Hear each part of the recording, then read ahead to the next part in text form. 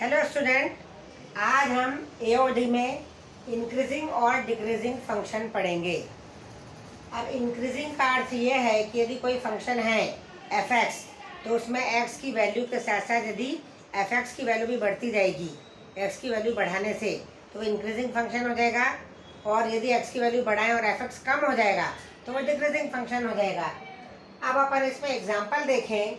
मान लो F x बराबर x square, तो ये इंक्रीजिंग और डिक्रीजिंग फंक्शन जब अपन पढ़ते हैं तो किसी इंटरवल में अपने को एक्स की वैल्यू रखनी पड़ेगी। मान लो एफ एक्स बराबर एक्स स्क्वायर है, अपन एक फंक्शन ले लिया है और इसमें x is greater than zero ले लिया, मतलब जीरो टू इनफाइनाइट, ये वाला अपन ने इंटरवल ले लिया। इस इंटरवल में ये जीरो और ये मान लो ये इन्फिनिटी, इस प्रकार से अपन ने ले लिया। और एक्स बराबर जीरो भी ले सकते हैं इस प्रकार से। ये इस वाले इंटरवल में यदि अपन ने एफ एक्स बराबर एक्स स्क्वायर की वैल्यू देखें तो एफ ऑफ वन बराबर वन का स्क्वायर मतलब वन, एफ ऑफ टू मतलब टू का स्क्वायर मतलब फोर, एफ ऑफ थ्री मतलब थ्री का स्क्वायर मतलब नाइन। तो एक्स की वैल्यू जैसे जैसे बढ़ रही है तो एक्स स्क्वायर की वैल्यू भी बढ़ रही है। तो ये क्या हो गया, इंक्रीजिंग फंक्शन। अब इसमें यदि हम डेफिनेशन देखें तो increasing function in an interval I, एक इंटरवल में अपन ले लें तो if x1 is less than x2 तो fx1 is also less than fx2 होना चाहिए, ठीक है। और वैसे ही डिक्रीजिंग फंक्शन यदि होगा तो x1 यदि लेस देन x2 से है तो fx1 ग्रेटर देन fx2 से हो जाएगा। ये डेफिनेशन के फॉर्म में हो गया। और ये किसी भी एक इंटरवल में अपने को कोई सा भी फंक्शन को इंक्रीजिंग या डिक्रीजिंग दिखाना पड़ता है। अब यदि अपन इनके ग्राफ को देखें तो इंक्रीजिंग फंक्शन में देखो जैसे जैसे x की वैल्यू बढ़ रही है ग्राफ बढ़ रहा है, ठीक है। x की वैल्यू 1 है, 2 है तो बढ़ रहा है, y की वैल्यू भी बढ़ती जा रही है। तो ये हो गया इंक्रीजिंग फंक्शन का ग्राफ। अब डिक्रीजिंग फंक्शन में यहाँ से चालू करें, जैसे जैसे x की वैल्यू बढ़ रही है ग्राफ कम होते जा रहा है, मतलब ग्राफ डाउनफॉल में है और y की वैल्यू कम होती जा रही है। तो ये हो गया डिक्रीजिंग फंक्शन का ग्राफ। अब कुछ ऐसी भी वैल्यू होती है, मान लो यहाँ तो अपन ने क्या करा, जीरो टू इनफाइनाइट में x की वैल्यू बढ़ रही है। अब जरा जीरो से कम वाली वैल्यू देख लें, नेगेटिव वैल्यू देख लें, तो उसमें क्या आ जाएगा, F of minus one one के बराबर, F of minus two four के बराबर, F of minus three nine के बराबर।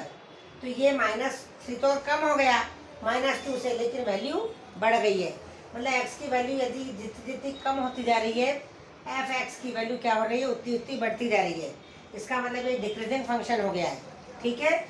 तो अब इंटरवल अपन देखें।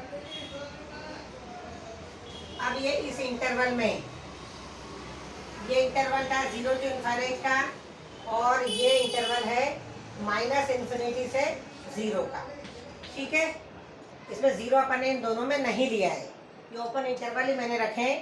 तो इस इंटरवल में ये इंक्रीजिंग फंक्शन है और इस इंटरवल में ये डिक्रीजिंग फंक्शन है, फंक्शन वही है, ठीक है। अब यदि पूरा आर ले लें तो अपन, यदि हम माइनस इन्फिनिटी से प्लस इन्फिनिटी वाला यदि अपन इंटरवल लेते हैं तो आधे में ये डिक्रीजिंग है और आधे में इंक्रीजिंग फंक्शन है। तो इसका मतलब इसको बोलेंगे अपन नाइदर डिक्रीजिंग नॉर इंक्रीजिंग, ठीक है, ऑन आर। यही वाला फंक्शन यदि अपन ने आर में ले लिया है पूरा सेट ऑफ रियल नंबर में, तो ये तो ये न तो इंक्रीजिंग है और न ही डिक्रीजिंग फंक्शन होगा, ठीक है। अब अपन इसमें देखें, ये इसमें example number 7, show that the function given by f x बराबर, यदि एफ एक्स बराबर 7x minus 3 is increasing on R. हमको बताना है कि ये इंक्रीजिंग है, शो करना है। तो अब हम देखें, suppose x1 is less than x2 अपन ने मान लिया, तो इसका fx1 कितना हो जाएगा, fx1 बराबर कितना हो गया 7x1 माइनस 3, ठीक है। और fx2 बराबर कितना हो जाएगा 7x2 माइनस 3। अब x1 इज लेस देन यदि x2 है तो इन दोनों में 7 से मल्टीप्लाई कर दें, 7x1 is less than 7x2। अब दोनों में क्या करना है, माइनस थ्री लगा दें, तो 7x1 minus 3 less than 7x2 minus 3। मतलब आपने शो कर दिया है यदि x1 लेस देन x2 है तो 7x1 minus 3 is less than 7x2 minus 3। ठीक है, तो ये क्या हो गया, it implies that it is increasing function. ठीक है, ऑन आर, पूरा सेट ऑफ रियल नंबर में है। ठीक है, ये पूरा सेट ऑफ रियल नंबर में है। तो मान लो इसको -1 -2 का मैं उदाहरण देती हूँ। x1 को अपन ने क्या मान लिया, -1। ठीक है, तो f ऑफ -1 कितना हो जाएगा, 7 इंटू -1 -3, -7 -3 मतलब कितना हो गया, -10। ये -10 हो गया। अब हम -1 से छोटी संख्या -2 लेंगे। सपोज x1 बराबर -2 ले लें, तो f ऑफ -2 कितना आ जाएगा, 7 इंटू -2 -3, तो ये आ गया -14 -3, -14 -3, तो ये हो गया -17। तो अपन देखें, यदि x1 -1 है तो उसकी वैल्यू -10 आ रही है, तो अपन लिखेंगे -1 इज लेस देन, ये -2 इज लेस देन -1।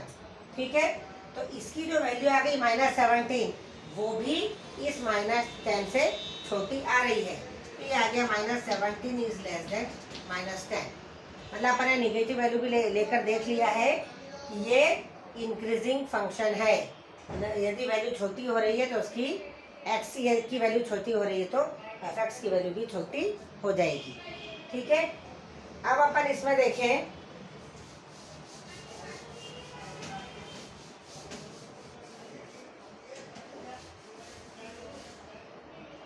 अब इसमें स्ट्रिक्टली इंक्रीजिंग और स्ट्रिक्टली डिक्रीजिंग। इसमें ऐसा है, x1 लेस देन x2 है तो fx1 लेस देन और equal to fx2।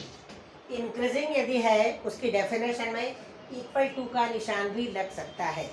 Equal to का निशान लगता है कि मान लो कभी कभी ऐसा हो जाए कि x1 यदि x2 से छोटा है तो fx1 fx2 के बराबर भी हो सकता है। ठीक है, अब डिक्रीजिंग में भी ऐसा ही है, x1 is less than x2 है तो fx1 इज ग्रेटर देन और इक्वल टू fx2। मतलब इसमें भी इक्वल टू का निशान लग सकता है। मतलब डेफिनेशन में अपन ऐसे ही करते हैं कि इक्वल टू का निशान इंक्रीजिंग और डिक्रीजिंग में लगाते हैं। लेकिन यदि स्ट्रिक्टली इंक्रीजिंग हो, ठीक है, मतलब इंक्रीजिंग का ये जो मैंने अभी बताया था आपको, ये ऐसा वाला, तो इसमें थोड़ा सा ऐसा भी आ सकता है। मतलब दो x1 और x2, x1 ये x1 है और ये x2 है।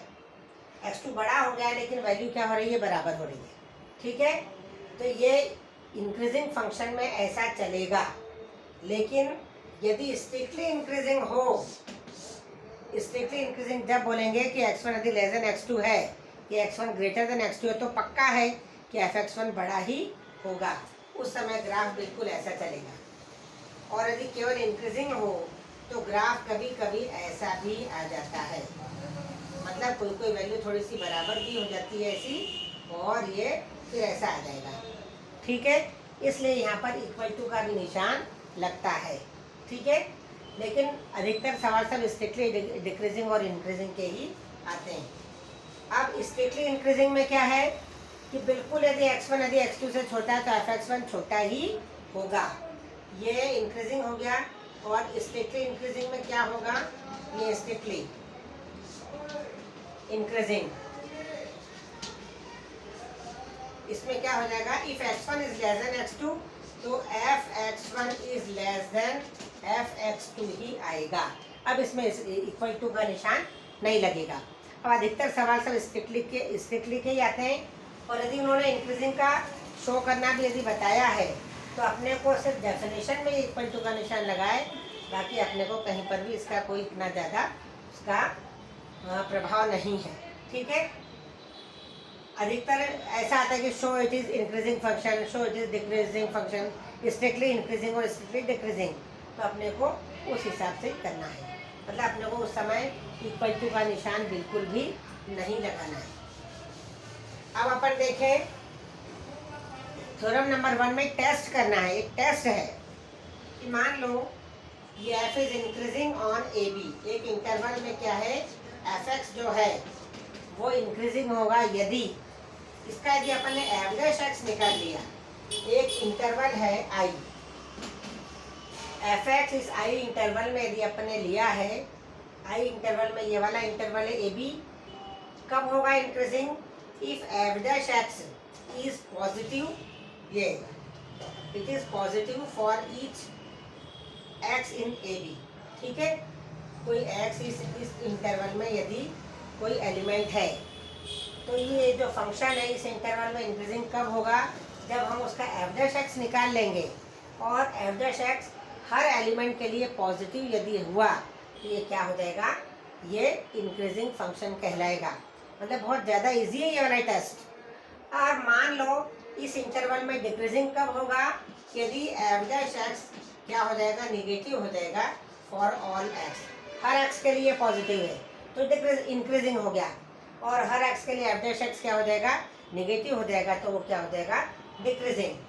अब अपन इसका ये देखते हैं एग्जाम्पल।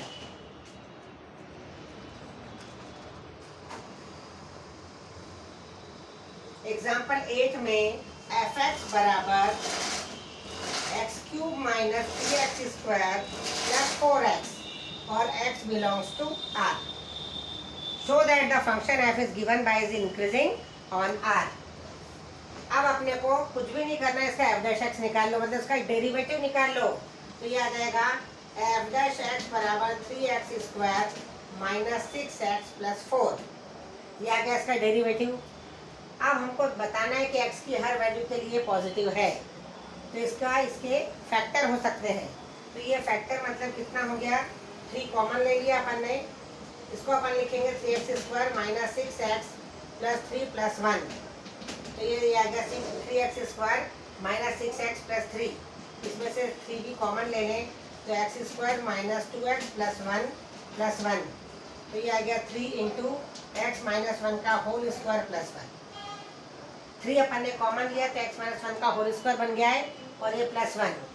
अब अपन देखें कि आप x की कोई सी भी वैल्यू ले लें, निगेटिव ले लें, पॉजिटिव ले लें, ये जो स्क्वायर है तो ये हमेशा पॉजिटिव रहेगा, 3 से मल्टीप्लाई रहेगा तो वो भी पॉजिटिव, और प्लस 1 है स्क्वायर के साथ में, हमें यदि प्लस 1 है मतलब ये वाली जो क्वांटिटी है ये हमेशा पॉजिटिव रहेगी। मतलब F dash x is positive for all x in are. तो अपन ये बोल सकते हैं कि ये जो फंक्शन है f x is increasing on R. इसमें लिखेंगे f dash x is positive for all R, for all x in R. It means ये एफ डैश एक्स पॉजिटिव है तो ये एफ एक्स इज क्या हो जाएगा? Increasing on R. It is increasing on R. ठीक है, इस प्रकार से अपने को करना है। ठीक है, अभी अपन और भी सवाल करेंगे।